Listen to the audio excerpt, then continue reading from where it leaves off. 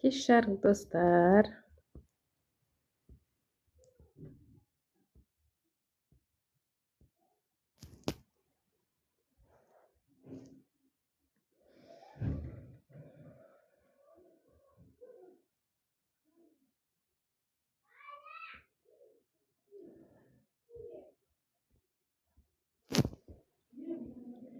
Қандай әдемі не бар. Кеш жарық достар. Қалдарыңыз қалай? Энергопрактик маманның парақшасына қош келдіңіздер. Ментальный целитель, менталды емші.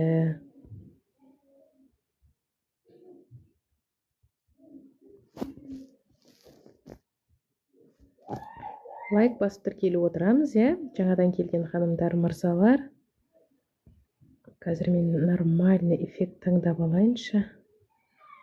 Эффект қою керек достар. Обязательно, например, сіздер әлеуметтік желіге балаларыңыздың, өздеріңіздің суреттеріңізді салған кезде обязательно эффектпен салу керек.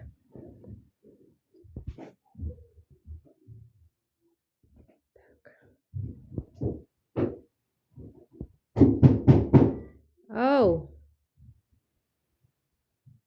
Болмайды екен. Вот.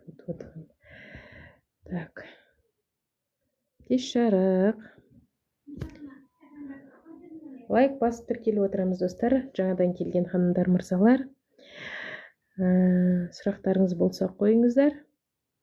Адамның бойын тазартып, адамның жанын, тәнін энергиямен, биотокпен емдеп, сіздің жолыңыздың ашылуына, ақша каналыңыздың тазаруына көмектесетін терапия сеанстары жүргізетін маманмын. Кеш жарық. Лайк басып тіркеліп отырамыз достар. Жаңадан келіп жатқан ханымдар, мырзалар. Терапиялар, сеанстар онлайнда, офлайнда жүргізіледі.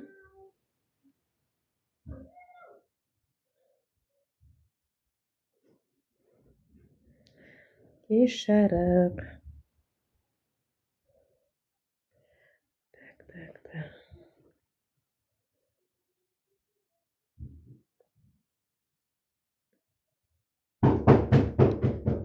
Арсен, ұрма есікті.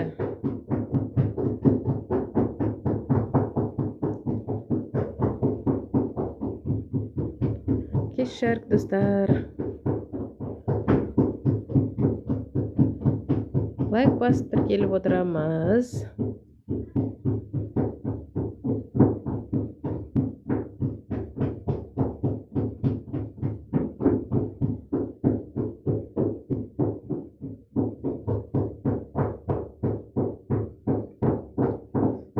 Арсен!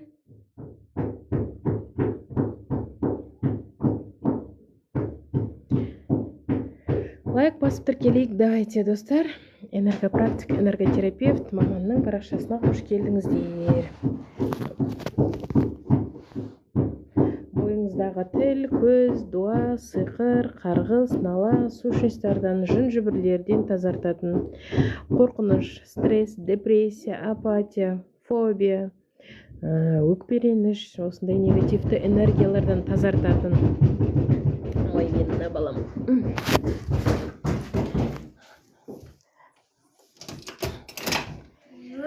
Кіре ғой, кір.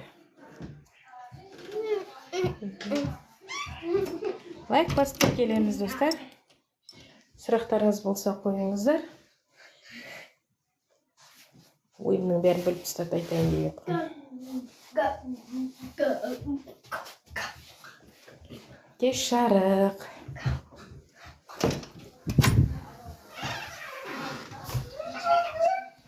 Заңғар, папан келді ма? Папан келді ма? Көрші.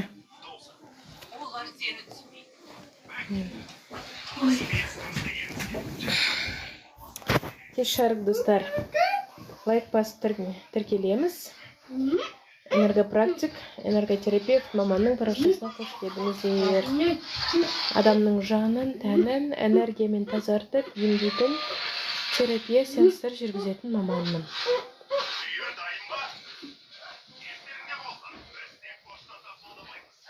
Кеш жарық.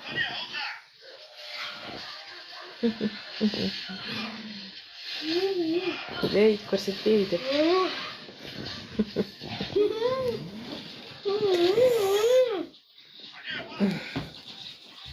Бар, ана жақта жаңа мен қасыма бардың ғой, сол жақта ойнаса енді. Осы жерде ойнай жарай ма? Жоқ, бұл жаққа кірме, мен жұмыс жасайын. Или сен мына жақта отыр.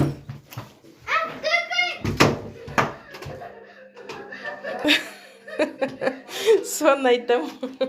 Қартымда қалмай жүр ғой.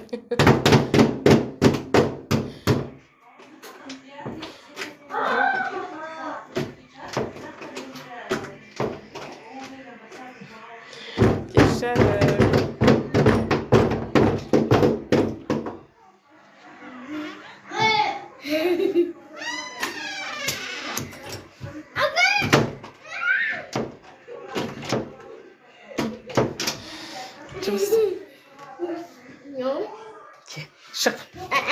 Шық. Заңғар, мынаны алып есік жапшы. Мынау кірмесін, Заңғар. Заңғар, мынаны ысырып есік жапшы. Тез ана Арсен кірмесін. Или сол жаққа берші телефон.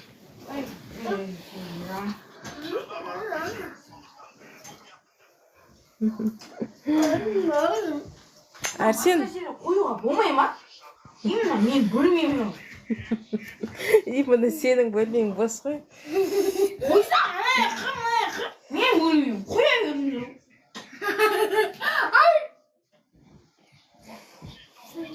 Білмеймін. Бағынғансыз айбон. Ұнатпай отыр. Үлкен балам бөлмесіне кіріп не қанды. Кеш жарып. Жұмыс жасауға мұрша бермеді.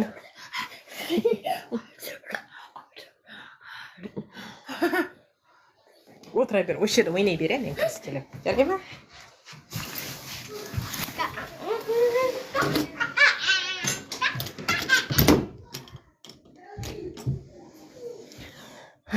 Шүкір, жақсы, өзіңіз қалайсыз? Қалыңыз қалай? Жағдайларыңыз жақсы ма? Лайк басып, давайте тіркеліп отырайық. Энергопрактик маманның парақшасына қош келдіңіздер. Өздеріңіз қалайсыздар? Сұрақтарыңыз болса қойыңыздар, достар.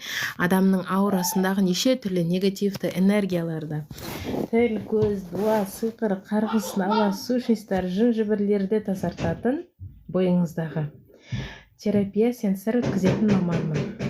Және де қорқыныш, стресс, депрессия, апатия, өкпе-реніш энергияларынан тазартатын. Қазір адамдар өте қорқақ, страшно бойларын қорқыныш билеп алған. Соларды тазартатын. Және де 7 чакраңызға, 7 энергетикалық қуат көзіңізге тазарту жүргізетін, мына физикалық денеңіздегі қандай да бір ауыратын жерлеріңізге биотокпен ем жүргізетін терапия сеанстар өткізетін маманмын. Бұл енді ғылыми атауы, энергопрактик, оқыған обучением бойынша, ал енді бұл не бойынша, жаңағы ата тектен келіп тұрған қасиет бойынша ментальный целитель, менталды емшімін. Шүкір, жақсы, өзіңіз қалайсыз, Бибігүл ханым? Қызыңыз қалай болды? Қызыңыз қалай? Аты кім еді? Ұмытып қалдым қызыңыздың. Лайк басып тіркеліп отырамыз.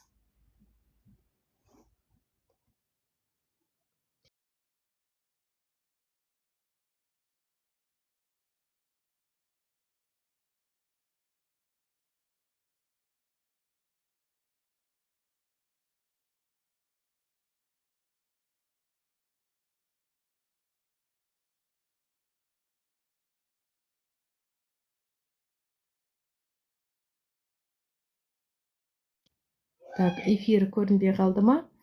Алматы қаласынанмын. Тазартулар, тазарту бойынша, ем бойынша WhatsApp-қа жазыңыздар. WhatsApp номерім профильде бар. Алматы қаласынанмын. Так, қайырлы кеш дейді. Кешкі сағат 23 деп тосып жүрсем, қазір болып жатыр ғой дейді. Гүлнар ханым, в основном 23:00-ден кейін болады ғой. Қазір просто балаларға тамақты ерте беріп қойдым да, и арада қазір 1 сағат менің уақытым болып тұр. Соған ғой кіргенім. Атак түнгі 23:00-ден кейін эфирге кіріңіздер, достар. Кім жаңадан келіп жатыр, сіздерге осы эфирде отырып 5 минуттық тазарту жүргізем. Ойларыңызға. Так. Альмира, вот атын ұмытып қалдым ғой, Альмира. Түнгі 23:00-ден кейін. Дайте лайк, оға дейін лайк басып тіркеліп алыңыздар. Сайрангүл ханым, Алматы қаласынанмын. Алматы қаласында болсаңыз, офлайн келуге болады, ал басқа аймақ, басқа өңірден онлайнда, сурет арқылы да тазартылуға, ем алуға болады. Өзіңізбен қоса ата-тектен келіп тұрған қандай да бір түйін, ата-тектен қандай да бір келіп тұрған түйткіл, энергияның жүрмеуі, ата-тектен келіп тұрған қайғы, қасірет, дуа, сиқырдың барлығын тоже тазартуға болады. Сайрангүл ханым, өзіңізбен бірге, мына жаңа айттым ғой, аураңызды, жаныңызды, тәніңізді тазартып, биотокпен ем жасаймыз. Және де ата-тектен келіп тұрған дуа, қарғыс, сиқыр барлығы тазартылады. Бұл сеанс 30 000 теңге тұрады. Ал егер өзіңіздің бойыңызды тазартып емдеу, ата-тексіз, например, только өзіңізді, қандай жеріңіз ауырады, қандай диагнозыңыз бар, сол ауыратын жеріңізге, диагнозыңызға өзіңізді ғана тазартып емдеу, ол 15 000 теңге. Мен енді басталды ма деп. Нема? 2000 теңгелік менде разбор ғой. Туған күн ай жылыңыз бойынша разбор. WhatsApp-қа жазыңыз, разборды жасаймыз. Разборды жасаймын. Қазір мен WhatsApp номер қоя салайыншы осы жерге де. WhatsApp тоже разбор бойынша да WhatsApp-қа жазыңыздар.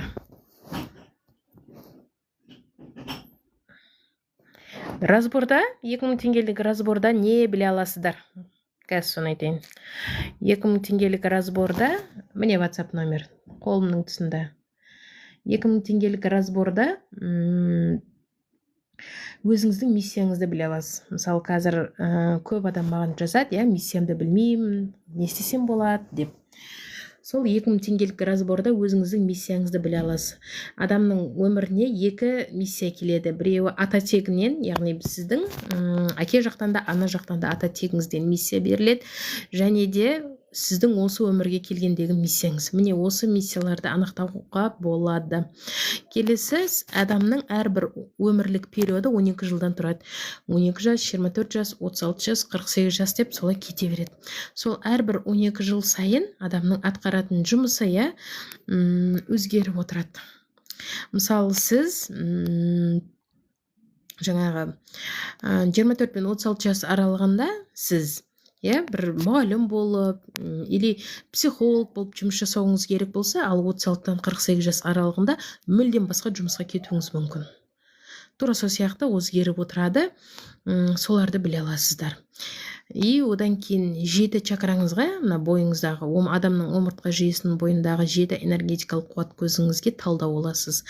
Қай чакраңыз ашық тұр, қай чакраңыз блокта тұр деген сияқты. И тоже анықтамасымен. Одан кейін сіздің энергияңыз бойынша, бойыңыздағы женская, мужская энергияңыз бойынша анықтама беріледі.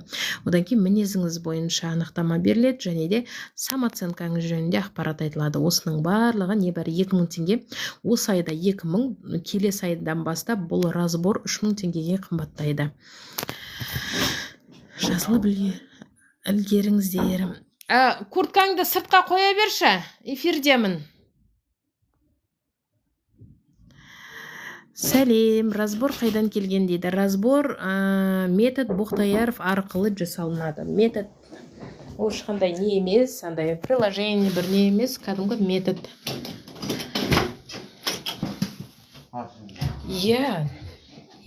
Сыртқа іле қойшы курткаңды.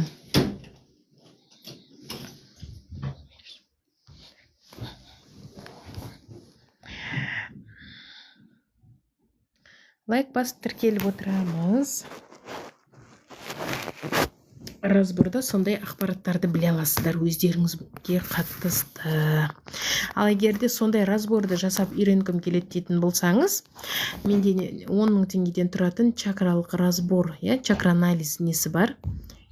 Не только что өзіңізге дауысты алған адамдарға арасында конкурс ұйымдастырып отырам. Менен өздері курс сатып алады и конкурс ұйымдастырам. Мысалы, 2 апта уақыт берем, 2 аптаның ішінде кім көп разбор жасайды. Кім көп разбор жасайды. Кім көп разбор жасаса, мен сол адамдарға өзімнің чисткамды, яғни энергочисткамды тегін жасап берем. Не үшін? Себебі ол адам не істеді? Менен 10 000 теңгеге курсты алды да, сол курсты сол алған күйде қалдырып қойған жоқ. Ол оқыды, ол материалдарды игерді. Одан кейін не істеді? Ол материалдарды практикаға салып, адамдарға разбор жасады. Яғни үйренді. Міне, практиканы сол материалдарды игергені үшін мен оған еше тегін энергочистка жасаймын. Вот. Менде сондай не бар. Егер аламын дейтін болсаңыздар, WhatsApp-қа жазыңыздар тоже. И дайын курсты алып, оқып, разбор жасап, табыс табуға болады. Және де сол дайын курстың өзін басқа адамдарға сату арқылы, менің өзімнің кәдімгі жасаған, өз даусыммен жасаған курсты басқа адамдарға сатып та табыс табуға болады. Жұмыс жасаймын екен разбор дейді.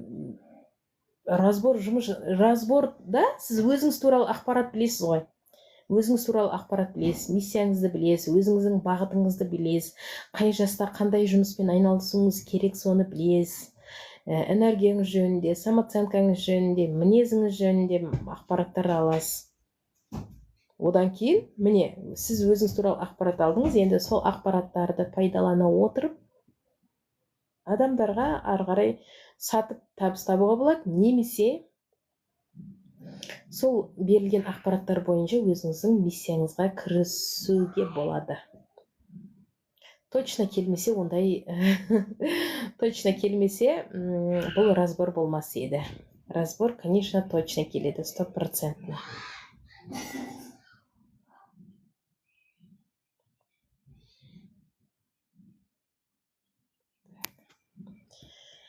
Лайк басып тіркеліп отырамыз, достар.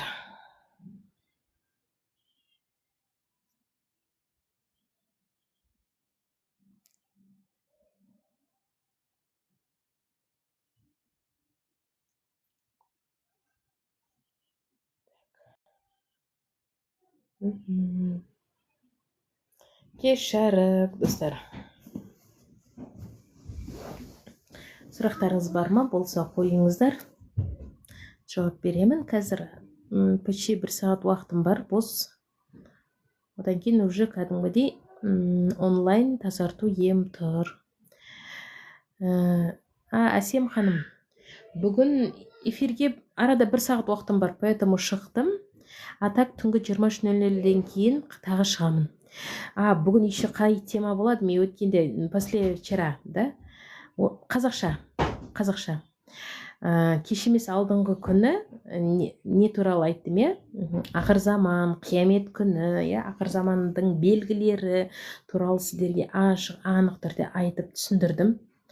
Сол кеш емес алдыңғы күнгі дін туралы сол ақпарат менің YouTube каналымда сақталып тұр. Егер көргілеріңіз келсе, осы ақпаратты менің туған туысқандарым көрсе екен деген не болса сіздерде, ниет болса, менің сол YouTube каналымдағы ақпаратты жібере аласыздар. Жол ашу қандай дейді. Жол ашу бар. Энергочистка барысында сіздің жолыңызды жауып тұрған кедергілерді тазартамыз. Сіздің жолыңызды не жауып тұру мүмкін? Негатив, бойыңыздағы негативный энергия, тіл көз жауып тұру мүмкін, қарғыс, дуа жауып тұру мүмкін, бойыңыздағы сущностьтар, бірлер, жын шайтандар жауып тұру мүмкін. Міне солардың барлығын тазартамыз. Соның бәрі тазартылғаннан кейін уже сіздің жолыңыз ашыла бастайды. Адамның бойы ластанып кеткен уақытта осындай негативный энергиялармен адамның жолы жабыла бастайды. Сол үшін энергочисткаға келіңіз. Ішкі опораны қалай күшейтсем болады дейді. Ішкі опора адамға өте маңызды негізі ше. Егер адамның ішкі опорасы, ішкі тірегі дейді ғой қазақша, тірегі болмаса, адам өмірінде болып жатқан сабақтардан, сынақтардан тез сынып қалады, тұра алмай қалады кәдімгі дейді ше. Өз-өзін тастап жүреді, былай қолын тастап жүреді, опустить руки деп атады ғой орыстар, вот қолын тастап жаңа сынақтарға кәдімгідей сынып қалады. Ал енді ішкі тіректі қалыптастыру үшін не істейміз? Жалпы ішкі тірек ол бізге кішкентай кезімізден қалыптасады. Кішкентай кезімізден. Қазір кімнің кішкентай балалары бар мектеп кезінде? Солардың ішкі тірегін қалыптастыру ата-анасы ретінде сіздердің қолдарыңызда. Оны қалай қалыптастырамыз? Бірінші сол кішкентай балалардың айтып алайын. Қараңыздар, сіздің қызыңыз болса, ішкі тірегін қалыптастыруға в основном оған әкесі көбірек ықпалын бере алады. Ал егер сізде ұл бала болса, ұл балаға анасы көбірек ішкі тірегін қалыптастыра алады. Ол ішкі тіректі қалай қалыптастырасыз? Мысалы, әр нәрсені үйрету арқылы. Мысалы, қызыңыз ба, ұлыңызға, например, бір шегені қақтырып үйретесіз, міне көрсетесіз, міне мына шегені қақ. Ол дұрыс қақпауы мүмкін, қисайтып алуы мүмкін, шегені сындырып алуы мүмкін, үйтуі мүмкін, бірақ сонда да балам, міне сен бірінші рет байқап көрдің, болған жоқ, бірақ сен 3 рет, 4 рет осыны қайта жасайтын болсаң, сен мына шегені қаға алатын боласың деген сияқты балаға қолдау беру арқылы баланың ішкі тірегін қалыптастырасыздар. Любой әйел, жаңағыдай қыз бала болсын, ұл бала болсын, солай қолдау білдіру арқылы ішкі тіректі қалыптастырасыздар. Сонда ол өсе келе не істейді? Өсе келе ол уже 18 жастан кейін уже ол жеке дара тұлға адам болады да, уже өмірдің сынағына бейімделеді. И ол 18 жастан кейін оған қандай да бір уже сынақтар, сабақтар келген кезде ол уже ойлайды: міне менің өмірім де мынау не сияқты, мынау кішкентай кезімнен маған үйретіп келе жатыр. Кішкентай кезімнен маған үйретіп келе жатыр. Егер сен бір нәрсені дұрыс жасамасаң, бір нәрсені қате жасасаң, қайта жаса. По-любому соңында сенің қолыңнан келеді деген сияқты. Сондай кішкентайынан бастап балаларыңызға сондай установка убеждениені беретін болсаңыздар, олардың ішкі тірегі күшті қалыптасады. Ал енді сіз енді үлкен адамсыз, ересек адамсыз. Но бірақ кішкентай кезіңізде, в основном білесіздер ғой, біздің заманымызда, 90-шы жылдардың балаларында ондай ата-анасынан қолдау көрген адамдар өте аз. Себебі ол кезде в основном не болды? Қиын заман болды да, выживание болды, ата-анамыз только таңнан кешке дейін жұмыс жасау болды. Біздерді бағу, олардың несі болды? Аш қалдырмау ғана болды. Не только что сен бір нәрсе істеп атсаң, оған қолдау көрсетіп, оны былай көтеріп, жетелеп, жаңағыдай бір нәрсе шықсын осы бала деген сияқты адамдар ол кезде аз болды. Енді сіз осында 30-дан асқан, 20-дан асқан, 30-дан асқан ересек адамсыз, енді өзіңіздің ішкі тірегіңізді қалай қалыптастырасыз? Қараңыздар, өзіңіздің ішкі опораңызды, ішкі тірегіңізді қалыптастыру үшін тоже өзіңізге өзіңіз қолдау бересіз. Басқа ешкім сізге қолдау бере алмайды. Басқа ешкімнің қолдауы, мотивациясы сізге, например, біреуден мотивация алуыңыз мүмкін, біреудің мотивациясы сізге бір аптаға, 10 күнге, бір ары кетсе бір аяққа жетуі мүмкін да. Ал өзіңіздің ішкі опораңыз, ішкі тірегіңіз намного больше жетеді. Ол үшін күнделікті өз-өзіңіздің жасаған әрекеттеріңізге рахмет айтасыздар. Вот міне мен жаңа кешкі ас жасадым. Вот, Мадина, я сегодня молодец. Мен кешкі ас пісірдім бүгін. Мадина, я молодец. Бүгін кешкі тамақ пісірдім. Мадина, я молодец. Бүгін мен жаңа не істедім? Пирожки пісірдім. О, я молодец вообще-то деген сияқты. Мирхан.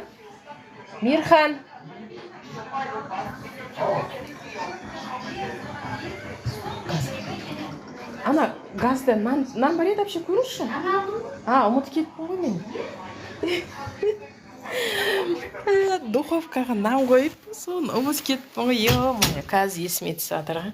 Вот сөйтіп, любой нәрсеңіз үшін өзіңізге өзіңіз мотивация бересіз. А так біреудің мотивациясы адамға ұзаққа бармайды. Щитовидкада чакраны қалай ашуға болады? Вот мына не ғой, 5-ші чакра вишудха. Өзіңіз 5-ші чакраны үй жағдайында ашу үшін не істейсіз? Айтасыз. Өзіңіздің ойыңызды, реніштеріңізді айтасыз. Және де ән айтасыз. Үйде ыңылдап болсын, айқайлап болсын, ән айтатын болсаңыздар, вот мына тамақ чакрасы күннен күнге ашылатын болады.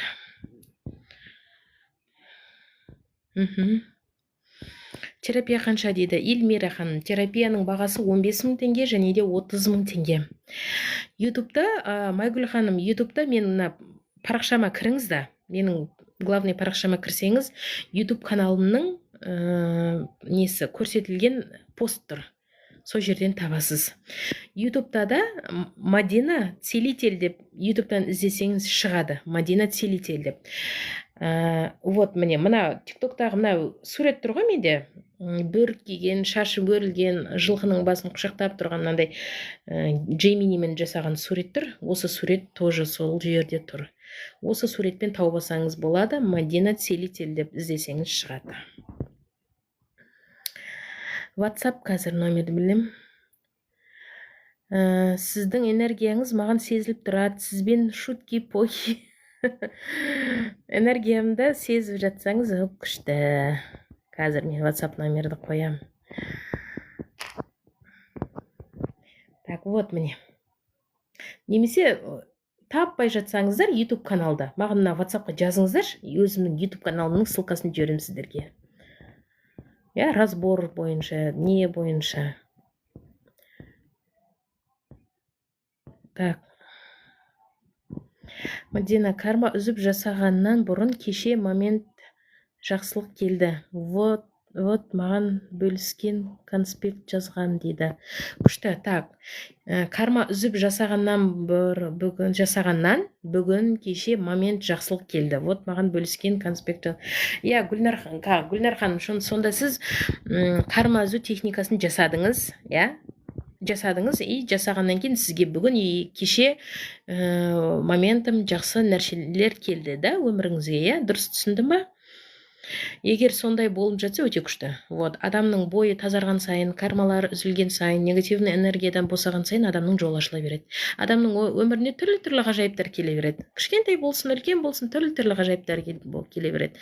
Сол үшін бойларыңызды тазартыңыздар энергочистка арқылы. Дайын карма үзгім келеді, например, карманы қалай білесіз? Мына өмірде кімді ұнатпай жүрсіз қасыңыздағы адамдардан? Күйеуіңіз ұнамай ма, әйеліңіз ұнамай ма, мамаңыз ұнамай ма, папаңыз ба, кім тағы? Ініңіз ба, әпкеңіз ба, нағашыңыз ба, тағы кім, досыңыз ба, кім ұнамайды? Сізді раздражать ететін адам бар ма? Хотя ол сізге ештеңе жасаған жоқ, или бірдеңе жасаса да сіздің көңіліңізге тисе де, екеуіңіз ұрысып қалсаңыз, значит араларыңызда карма бар деген сөз. Сол карманы менің мына парақшама кірсеңіз, карма үзу техникасы бар. Сол адамға карма үзу техникасын жасайсыз, арадағы карманы үзесіз, болды, не істейсіз? Карма деген не? Мысалы қараңыз, сіздің беліңізді үлкен мынандай шынжырмен, темірмен орап тастағанда, қанша адаммен негативный энергияда кармада жүрсіз, беліңізді шынжырлап ұстап тұр. Бір адаммен карманы үздіңіз ба, уже босай бересіз ғой. Пока барлық адаммен карманы үзіп болған кезде адам уже ұшады. Вот адамның өмірінде ғажайып нәтиже, ұшу сол кезде пайда болады. Босаған сайын. Адам сондай негативтен, энергиядан, жаман кармадан босаған сайын, уже адам ұша береді. Өмірінде жақсылық, жақсы әрекет, жақсы оқиғалар бола береді. Соны жасаңыздар, тегін тұр, карма үзу техникасы тұр. Через слезы дейді. Вот, сөйтіп босайсыздар. Алдап кеткен адамға не істейміз дейді. Дана. Ол сізді алдап кетсе, телефон номер қазір қоям. Ол кісі сізді алдап кетсе, значит, сіз өткен өміріңізде оны алдағансыз, оны ол адамға жамандық жасағансыз.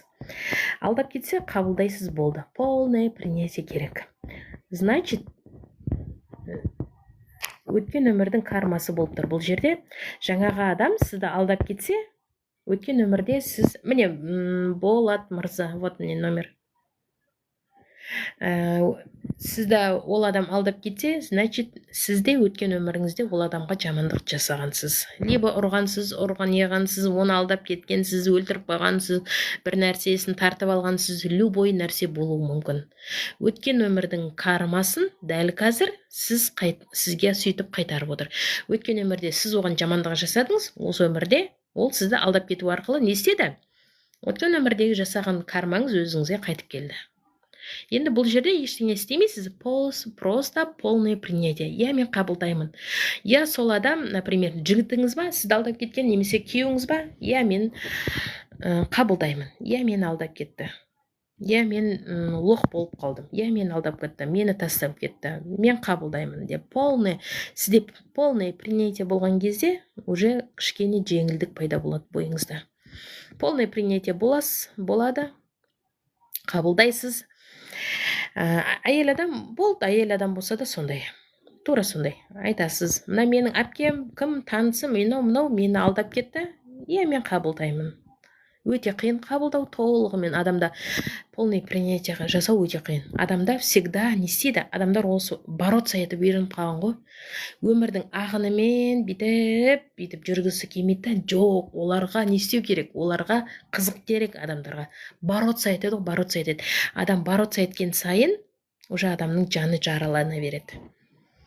Полный принятие жасап, сол өмірдің ағынымен жүріңізші. Қалай жолыңыз ашылып, сол сіздің жаңағы әйел адамның сізге жасаған жамандығы әйтеуір бір жерден жақсылық болып келетінін байқайсыз.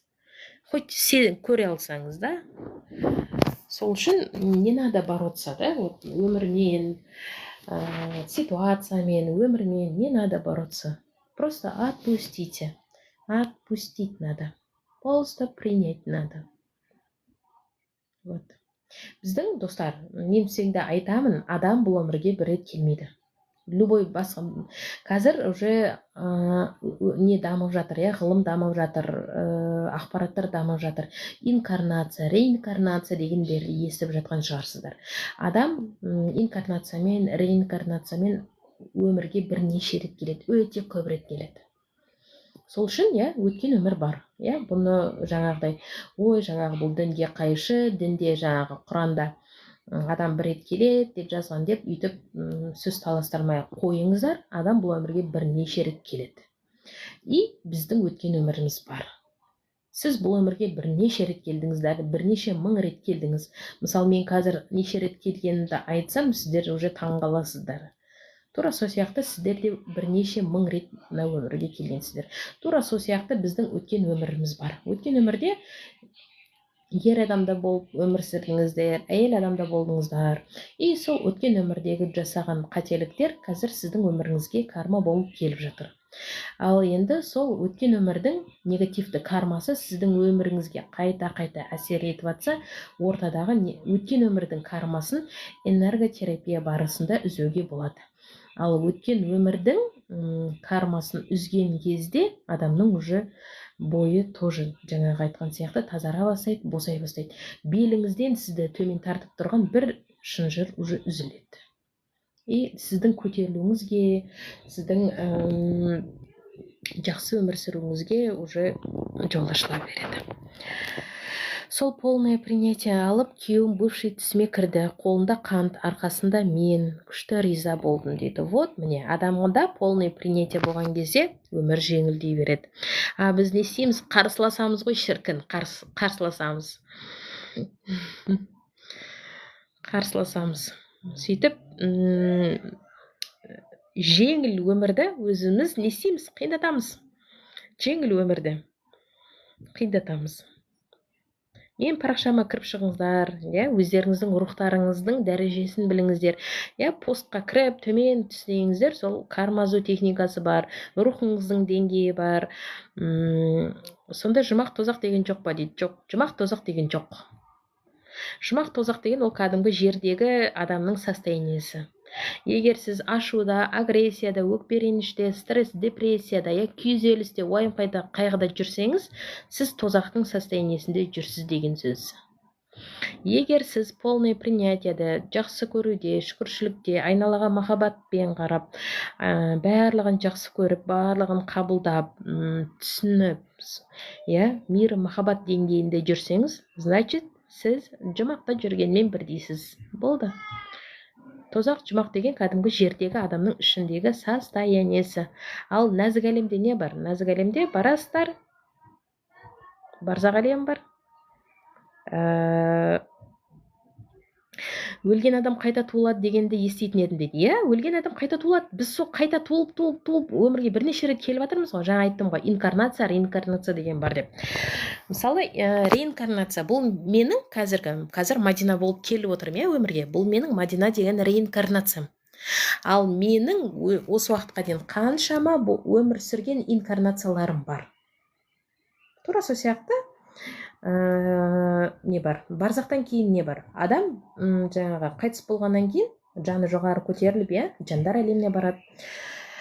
Рухтар әлеміне өтеді, одан кейін барзақ әлеміне өтеді. Барзақ әлемінен кейін, барзақ әлемінде белгілі бір уақыт болғаннан кейін, егер сіздің рухыңыздың опыты толса, иә, рухыңыздың опыты толса, сол барзақ әлеміндегі жандарыңыздың барлығы рухыңызға қосылады, рухыңыз барады да тікелей жаратушыға қосылып кетеді. Болды. Жоғары, одан биік, иә, барзақ әлемінен де жоғары деңгей рухыңызға қосылып, жаратушының деңгейіне дейін көтеріліп кетесіздер ары қарай. Болды. Но бірақ қараңыздар, жерде адам не үшін қайта-қайта келеді? Опыттан өте алмаған үшін қайта-қайта келеді. Мысалы, бізге жерге түскен кезде белгілі бір тәжірибелерден өтуге не береді? Мүмкіндік береді. Мысалы, Құранда жазылады ғой, сен ана әлемге барғанда сұраласың деп. Ол дұрыс негізі. Сұраласың.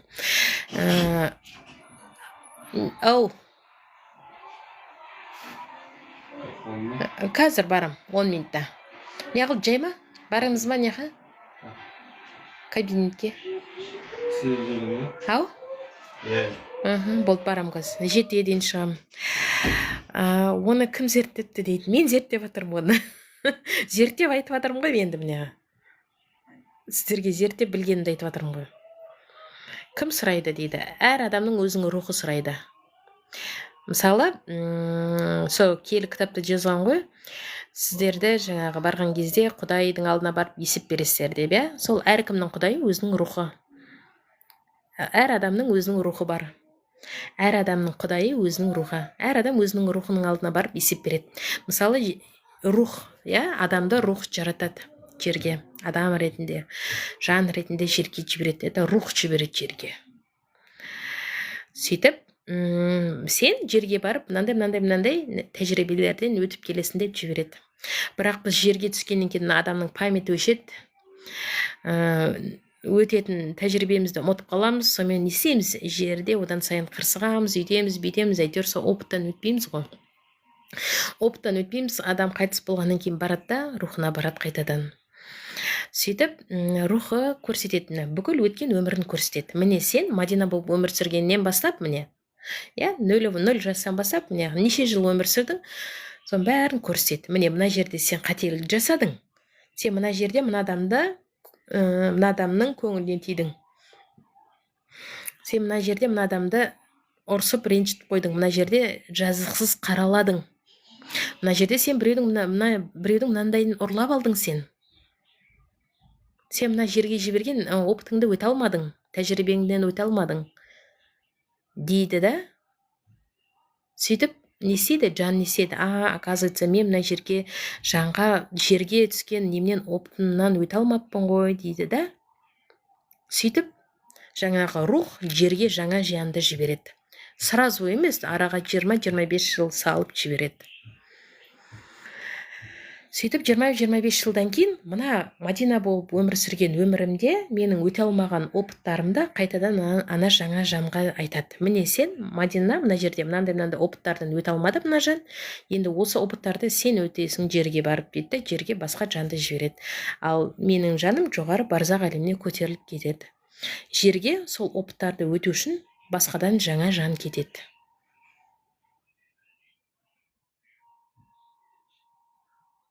сөйтіп бір біздің рухымыз біреу, но жандарымыз өте көп.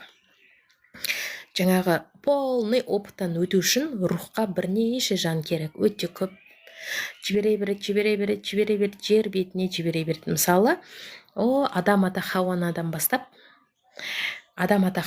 бастап біздің рухымыз жерге жіберіп жатыр жандарды, тоқтамай жіберіп жатыр. И ойлай беріңіз, кейбір адамдар 2000, 3000, 5000, 10 000 рет жерге адам болып келген адамдар бар. Өлім қорқынышты емес дейсіз ғой. Өлім қорқынышты емес. Өлім деген жоқ. Өлім деген жаңағы бір столдан тұрып екінші столға отырғанмен бірдей. Жан өлмейді. Жан өлмейді, рух өлмейді. Өлетін только мына біздің физикалық тәніміз ғана. Жан өлмейді. Өлім ешқандай қорқынышты емес. Жан, например, қараңыз, 50 жаста мысалы, бір адам, мысалы, 50 жаста қайтыс болды дейді. 50 жаста жоғары барзақ әлеміне көтеріледі да, и барзақ әлемінде 50 жастан ары қарай жасай береді. Өмірін жалғастыра береді. Барзақ әлемінде тура осындай жер бетіндегі сияқты нелер бар. Үйлер бар. Олар да барзақ әлемінде үйде тұрады. Тамақ жемейді, просто олар энергиямен қоректенеді. Үйлерде не қылады, оларда о жақта да жұмыс бар. Ол құда фига олар жұмыс істейді. Егер қайтыс болған адамның санасы төмен болса, ол кәдімгідей мектептен бастап оқиды. Мектеп оқиды. 1-ші класс, 2-ші класс деген сияқты мектептерді оқиды. Міне осы мен айтып жатқан ақпараттарды сол барғаннан кейін ғалам мектебінде барып оқитын боласыздар. Одан кейін о жақта емхана бар, ғалам емханасы. Кеш жарық ғалам емханасына барып, егер бір жеріңіз ауыратын болса, сол жерге барып емделетін боласыздар. Ол жақта да жұмыс жасайсыздар. Мысалы, сіздің қайтыс болған ата тегіңіз, мына сіздің түсіңізге кіреді ғой. Түсіңізге кіру үшін де ол да фига жұмыс жасайды. Он заслуживает адамның өзінің ұрпағының түсіне кіру үшін. Сол үшін, егер сіздің қайтыс болған жақындарыңыз түсіңізге кіріп жатса, ойлай беріңіз, түсіне беріңіз, что олар өте мощный жұмыс жасады, өте жақсы жұмыс жасады. Олар заслуживать етті сіздің неңізге кіруге. Ол жақта өздерінің жаңағыдай несіне, ұрпағының түсіне жайдан жай кіргізе салмайды ол жақта. Сіз белгілі бір жұмыс жасайсыз, атқарасыз. И атқарып болғаннан кейін сол жұмысты жасап тапсырасыз. Міне мен мынандай жұмыс істедім деп, олар қабылдап алады. Содан кейін барып ол сіздерге рұқсат береді, чтобы сіздің түсіңізге кіруге. Вот. Сол сияқты өлім, сонда не жұмыс дейді? Әртүрлі жұмыс бар, әртүрлі. Адамдарды оқытады, емдейді тоже. О жақта да жаңағыдай ананы істейді, мынаны істейді, әртүрлі жұмыстар.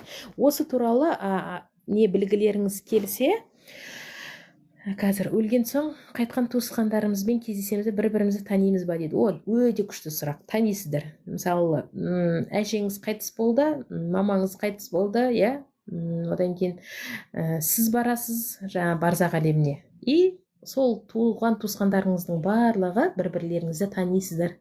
Барлықтарыңыз бір жерде жүресіздер. Барлықтарыңыз бір жерде бір неде жүресіздер. Как мынандай не сияқты, әулет сияқты жүреді бәрі. И осы туралы, өлімнен кейінгі өмір туралы қандай болатынын білгілеріңіз келсе, Наш очаг деген кино бар. 1-2 бөлімі бар. Наш очаг. Соны көріңіздер. Ол енді ютубта, по-моему, жоқ. Гуглдан іздесеңіздер шығады. Мен 2023 жылы Қапшағайға жетпей әпкем авария болған. Трассадан поляға төмен төңкеріліп аманбыз. Ол не білдіреді дейді. Так, 2023 жылы авария болдыңыздар, но амансыздар. Бір қасыңыздағы періштелеріңіз сақтап қалған ғой, Гүлнархан, значит, сіздің мына өмірде, осы өмірде әле жасайтын жұмыстарыңыз бар деген сөз. Әле жасайтын жұмыстарыңыз бар. Өлетін уақыттарыңыз келген жоқ, поэтому тірі қалдыңыздар. Қайтыс болам дегенше, физикалық денеңіз қайтыс болам дегенше, әле жасайтын жұмыстарыңыз көп деген сөз. Поэтому тірі қалғансыздар. Шүкір жақсы, өзіңіз қалайсыз? Қудыртып отсын ғой дейді. Мен қудырам. Қалдыбай, давайте мен қойын, сен қаш. Қойын сен. Вот. Әйтеуір обязательно осындай бір комментарий жазатындар шығады ғой. Вот. Сол өлімнен кейінгі өмірдің қандай болатын білгілеріңіз келсе, наш очаг. О-Ч-А-Г. Очаг. О болып жазылады, но очаг болып айтылады ғой, наш очаг. Вот сол киноны көріңіздер. Бірінші, екінші несі бар, бөлімі бар. Мысалы, адам ауырып қайтыс болады, ауырып қайтыс болды, авариядан қайтыс болды. Қайтыс болған кезде сіздің мына менталды денеңіз сәлеметсіз бе? Қайтыс болған кезде сіздің мына менталды денеңіз ауырып қайтыс болды ғой. Вот ауырып қайтыс болғаннан кейін бірінші жандарыңыз жоғары көтеріліп, бірінші ғалам емханасына барады. Ғалам емханасында полный сауығудан, емнен өтеді, одан кейін барып ары қарай жоғары көтеріледі. Қабылдауыңыз қанша дейді. Гүлмира ханым, өзіңізді бойыңызды тазарту 15 000 теңге. Ал егер өзіңізбен қоса ата тектен келе жатқан қандай да бір түйін, түйткіл, қарғыс, дуа соларды тазарту 30 000 теңге. Вот енді исламда реинкарнация жоқ. Исламда жоқ қой, но на самом деле бар. Ислам діні вот сол осы туралы давайте түнгі 23:00-ден кейін кіріңіздер, менің эфиріме айтатын боламыз. Исламда не үшін инкарнация, реинкарнация дегендерді айтпайды. Вот сол туралы мен сіздерге айтатын болам. Арақ ішкен адамды оқу үшін не істейсіз дейді. Ербол мырза, арақ ішкен адамыңыз болса, туған туысқаныңыз болса, суретін жіберіңіз. Ол адамның жаңа түскен, ескі, бір ай алдыңғы, бір жыл алдыңғы суреті болмайды. Жеке түскен, бастан аяқ көрініп тұрған, жаңа түскен суретін жібересіз. Болды, қазір баратым. Жібересіз и энергочистка жасап, бойын тазартамыз. Кейде адамның ішуі бойындағы сущностьтардан, жын шайтандардан болады. Бізде қатып қалған қағида бар ғой, адамның ішіне жын шайтан кірсе, адам жынды кетеді деген жоқ. Жын шайтан кез келген есі дұрыс адамның бойында да бола береді. Ол сол жын шайтан отырып алады, сөйтіп жаңағыдай жаман зиянды нәрселерге әуес қылуы мүмкін, араққа кетеді ол, энергочисткада кетеді. Араққа тәуелді қылуы мүмкін, темекіге, құмар ойынға. Ол жын шайтан отырып алады да, санаңызға неше түрлі жаман ойларды салып отырады сізге, энергияңызды сорып отырады. Сонымен шаршай бересіз. Таңертең тұрғанның өзінде уже шаршап тұрасыз. Жата бергіңіз келеді, жолыңызды жауып тұрады, жұмысыңызды кері кеттіріп тұрады, бір нәрсеңіз болмай қалады, әйтеуір. Сөйтіп кедергісін келтіріп тұрады жын шайтан деген адамның бойындағы. Соны энергочистка барысында тазартқан кезде и жаңағы адам несін қойып жатады, арағын. Вот. Ал жақсы достар, давайте 7-ге дейін кабинетімді Алматыда арқылы да болады. Менің WhatsApp-ыма кіріңіздер да, главный парақшама кіріңіздер да, парақшама кіріп, жекеге жазып жіберіңіздер WhatsApp номерлеріңізді, мен шығам, болмаса сол жерде өзі WhatsApp номерім тұр, соған жазыңыздар, онлайн, офлайн сурет арқылы. Ал енді вот жаңағыдай исламда не үшін инкарнация, реинкарнация жоқ, жаратушының ұлы жоспары туралы бүгін давайте түнгі 11-ден кейін айтатын боламыз. Сол үшін түнгі 11-ден кейін примерно кіріңіздер, либо 11, либо 11:30 мен кірем, сол кіріп мен іздесеңіздер, табасыздар. Сол кезде айтамыз, осы ақпараттарды және де 5 минуттық тазарту жасап беретін боламын. Түнгі 11, бүгін түнгі 11-де 23:00 или 23:30. Бүгін тазарту болады, сол түнгі 11-ден кейін. Все, давайте, кешке кездескенше.